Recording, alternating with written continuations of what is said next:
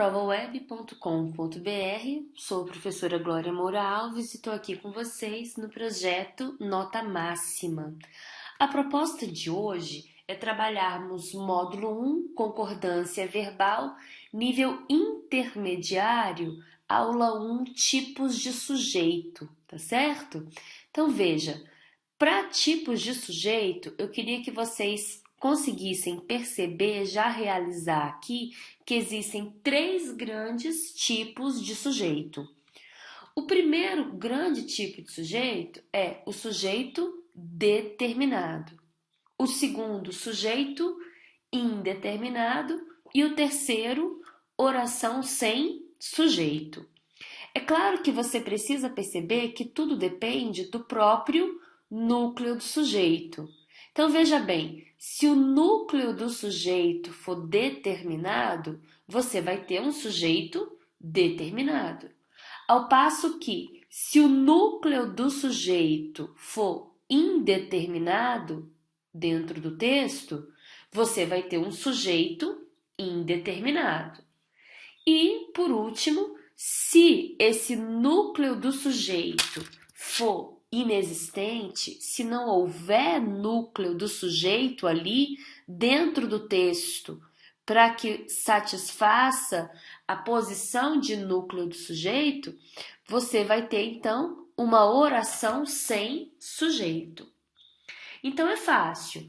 Núcleo do sujeito determinado, sujeito determinado. Núcleo do sujeito indeterminado, sujeito indeterminado. Núcleo do sujeito inexistente, vazio dentro desse texto, oração sem sujeito. Agora perceba as grandes diferenças. O examinador sempre tenta confundir. Por favor, sujeito determinado é diferente de sujeito indeterminado. Sujeito indeterminado também é diferente de oração sem sujeito. Parece óbvio, mas lá na prova a gente às vezes confunde. Então, muito cuidado. A intenção textual, quando o núcleo do sujeito é indeterminado, é mostrar que existe sim um núcleo do sujeito, ali, por exemplo, praticando a ação daquele verbo, porém, a intenção é permanecer com esse núcleo do sujeito indeterminado. Agora, olha a diferença. Oração sem sujeito, não existe núcleo do sujeito, não existe sujeito para aquela oração, tá certo? Então, são esses os 3 grandes tipos.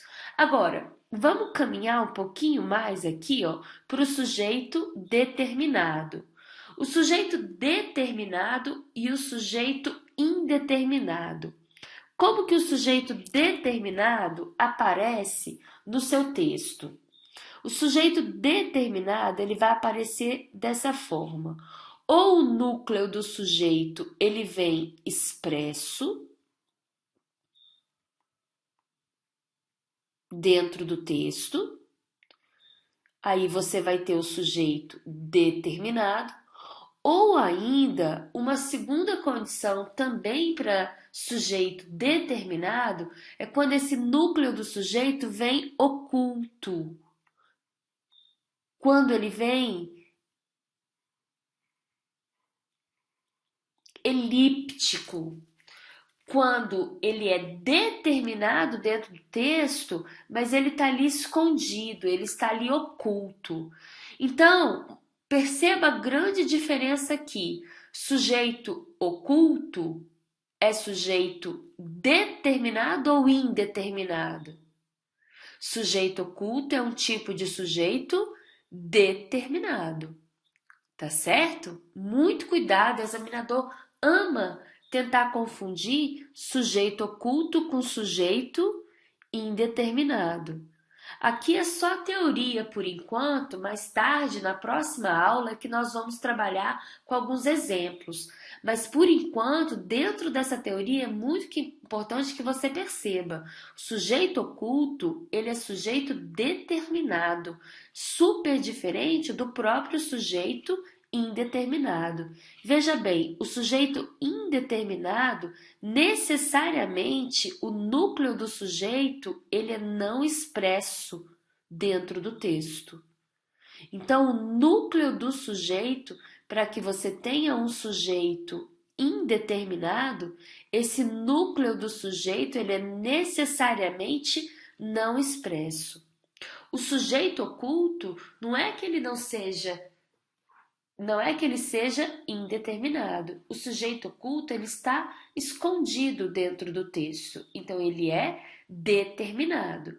Agora, quando você tem um sujeito indeterminado, o núcleo do sujeito necessariamente é não expresso. Tá certo? Então, pessoal, esses são os 3 grandes grupos de tipos de sujeito. Sujeito determinado, sujeito indeterminado e oração sem sujeito.